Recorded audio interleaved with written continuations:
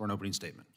Thank you, Chair, for calling today's FAA reauthorization hearing to explore the challenges facing the workforce in aviation and aerospace.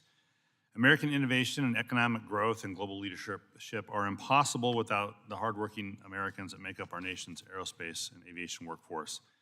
These dedicated and talented individuals keep our skies safe and efficient, design, build, repair, and operate our most modern aircraft, and help ensure the traveling public arrives at their final destinations without incident, Representative Cohen's experience notwithstanding. The last few years have exacerbated ongoing challenges facing the industry and workforce. Congress has a responsibility to address these challenges to ensure that we retain a robust U.S. aerospace and aviation workforce now and in the future. Recent projections show air travel is expected to reach pre-pandemic levels in North America by the end of this year, and that growth is welcomed. But the industry has struggled to keep pace with this robust recovery that, thanks to decisive congressional action to sustain the industry during the pandemic, occurred much faster than anticipated. Often at the forefront of this discussion is the availability and recruitment of U.S. commercial airline pilots. While there continues to be debate about whether the current or future supply of pilots is enough to adequately meet demand, here are some facts.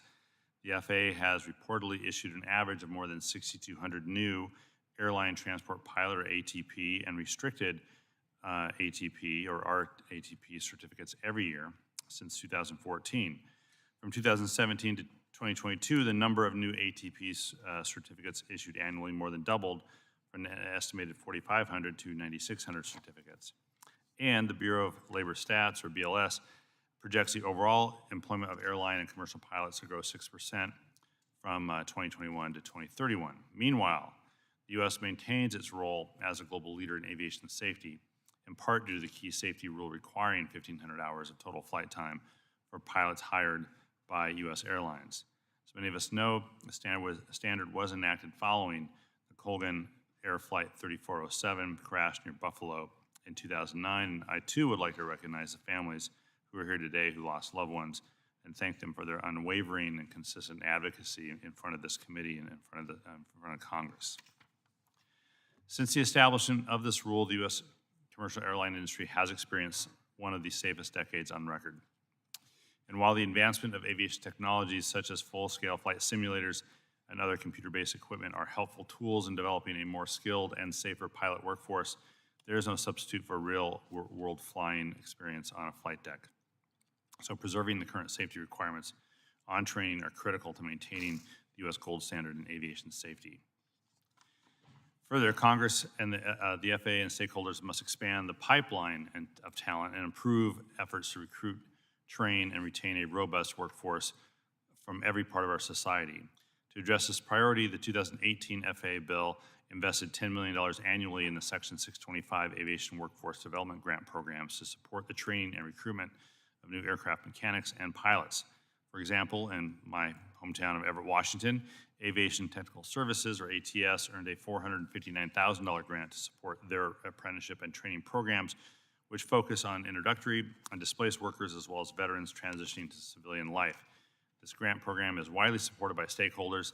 Unfortunately, despite receiving hundreds of applications, the FAA could only award 53 grants in the last two funding rounds.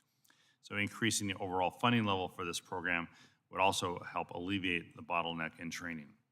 And finally, as our nation works towards a long-term recovery, it is critical that educational and career opportunities in the aerospace industry be available and accessible to all Americans. According to the latest census data, women represent more than half of the U.S. population, 50.8%, yet only 3.6% of airline captains and 2.6% of aircraft mechanics. Further, more than 13% of the U.S. population is African American. However, only 3.4% of commercial air pilots are African American. My point here is that there is an opportunity, the opportunity for the aviation aerospace industry, not just to take the initial steps to enhance and diversify its workforce through the creation of flight training academies, apprenticeships, and other career programs, is that more can be done. And Congress must expand the pipeline of people entering aviation careers by increasing outreach to and opportunities for communities underrepresented in the industry, because it's not just the right thing to do, it's probably the most economically competitive thing that we can do to maintain the long-term health of the industry. And so I look forward to the testimony today from our panel, and with that, I yield back my -2 seconds.